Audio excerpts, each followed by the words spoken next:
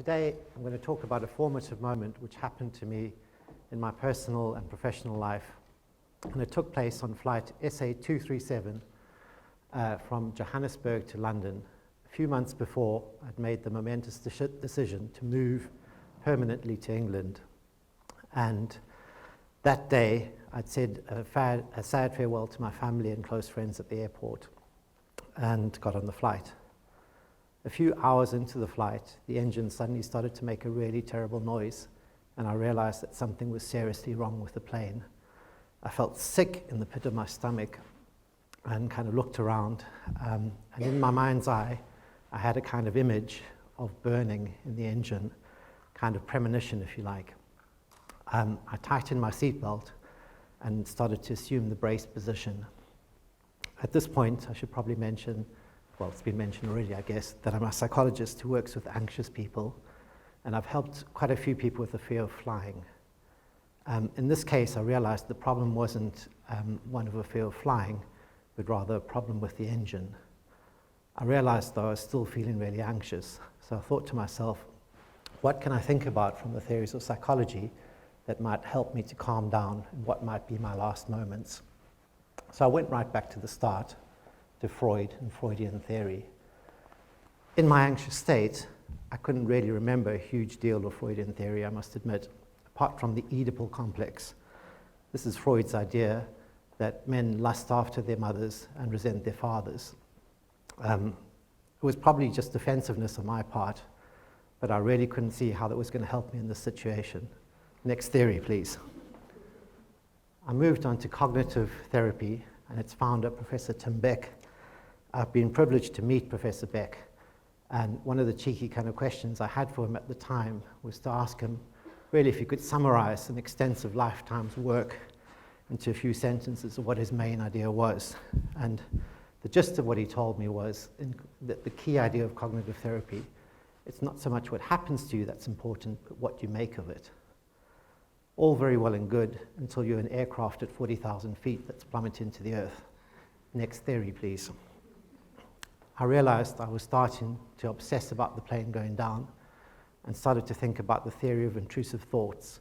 And this started to become really, really helpful for me. Intrusions are the thoughts, the random kind of thoughts that pop into our head all the time. A lot of them are have to do with the ones that we kind of notice and make us anxious about things going terribly wrong. There might also be thoughts of violence or sexually inappropriate thoughts. So you can see a few examples on the slides there. Other examples that are probably familiar to you is standing on a tube platform and having a sudden thought, what if somebody pushed me in front of the train? Or depending on your personality type, what if I pushed someone in front of the train? Or standing at a wedding and kind of having the urge to shout out, I object, when they ask if anyone does. So these are kind of intrusions, and it used to be thought that they were really the reserve of people with OCD, obsessive compulsive disorder, and that was what separated people with OCD from people without. And this made psychologists quite pessimistic about how treatable OCD was, because the assumption was that people either had something wrong with their brains that was causing them to have these weird and wacky thoughts, or alternatively, they really wanted to act on the thoughts. Either way, people were quite pessimistic. Then, in 1978, one of my former supervisors, Padmal De Silva, and his colleague, Professor Jack Rachman, published a groundbreaking study. In the study, they asked a group of people to answer whether they'd ever experienced intrusive thoughts from a long list, including sexually inappropriate, violent, catastrophic thoughts. What they found was revolutionary at the time, that the vast majority of the participants stated that they had actually had these thoughts. In other words, anybody gets intrusive thoughts. This finding has since been replicated in other studies. So normally about 3/4 of people would admit to getting distressing, weird, inappropriate thoughts from time to time from out of the blue. And about 25% of people will deny it. Us psychologists tend to think that these people, as the graph shows, maybe being slightly economical with the truth. So, another kind of formative moment in the theory of intrusive thoughts came when Professor Paul Shalkowskis, who I was also lucky to be supervised by, combined these two ideas.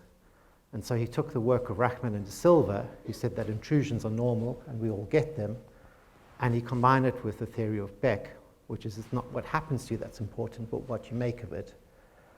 And what Paul argued is that intrusions are normal and we all get them, but where they become problematic depends on what we make of the fact that we get in them. In order to illustrate this point, let me ask you to imagine for a second, think of somebody that you can think of as really sexy. Try and get an intrusive image of them in your mind. In my case, I'm going to go with Vladimir Putin, shirtless, dressed up as a cosmonaut. Whatever blows your hair back.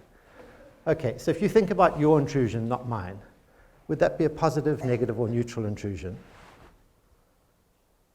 Well, as you've guessed, it's a trick question. It really depends on you and what you make of the fact that you get in the intrusion.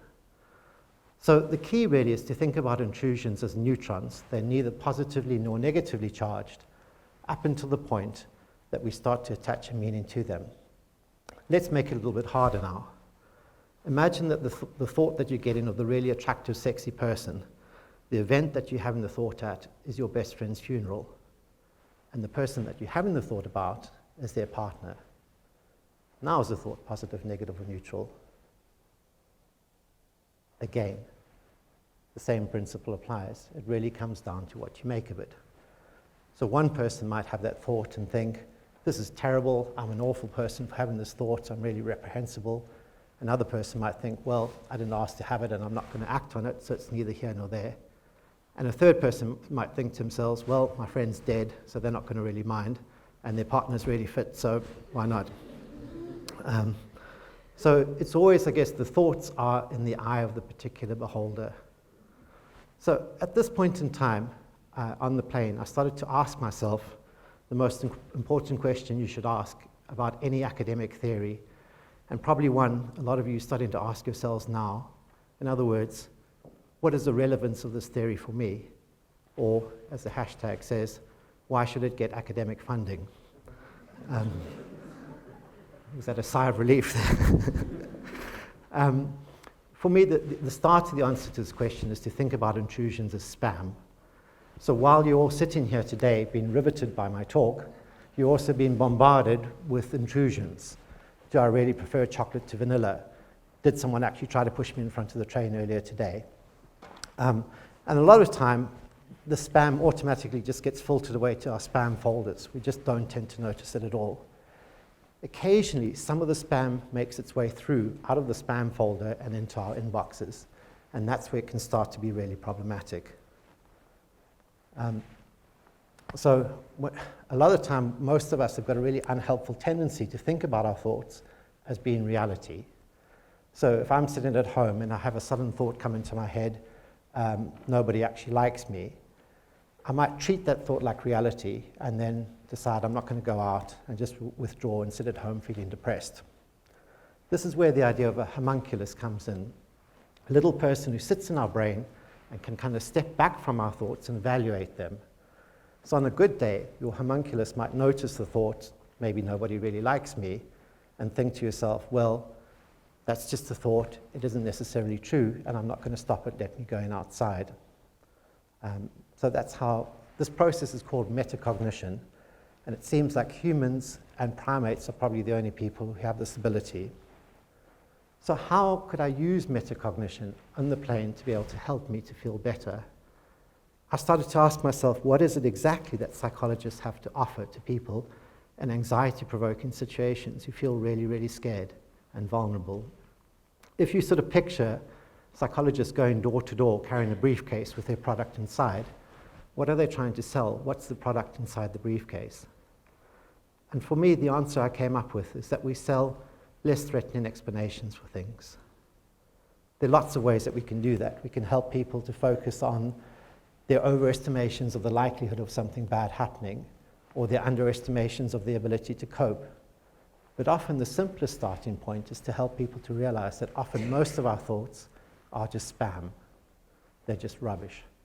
And if they're just rubbish, the implication that follows from that is that they don't necessarily require any kind of action. Anxiety thoughts, anxious intrusive thoughts, generally try to get us to do things. and they have a great urgency attached to them. And often, the best thing we can do with them, as Blaise Pascal notes, is just to ignore them completely. So, us psychologists want people to have less threatening explanations of their thoughts or ways of thinking about thoughts. And we want to get people to get better at not acting in response to their thoughts. But the last thing we really want people to do is to be more contrary, to be more stubborn and resistant towards their thoughts. So a famous example of this was a psychologist who took his class outside, and they were sitting outside and a bee flew past. And one of the students started flapping their arms around wildly to fend off the bee. And the psychologist, who was Tom Borkovic, asked the student to firstly stop flapping around because it wasn't helping them, it was increasing their sense of threat. The second thing Borkovic did is he asked the student to stick out their arm and invite the bee to land on it if it wanted to. Back in the plane, I slowly started to realize that assuming the brace position probably wasn't very helpful for me at that point in time. So just as we want people to try to be less physically reactive to their thoughts, we also want them to be less internally reactive to them. And there's two different ways that we can do this. The first way is to help people to notice their thoughts more and to be a little bit more in tune and accepting of the fact that we get thoughts.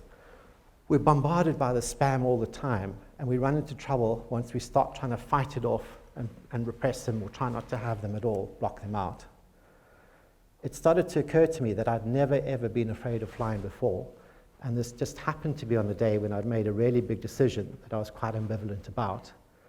When I started to feel anxious, it was much easier for me to think there's a problem with the plane than it was to think I'm not sure that I've made the right decision and I'm going to really miss my family and friends.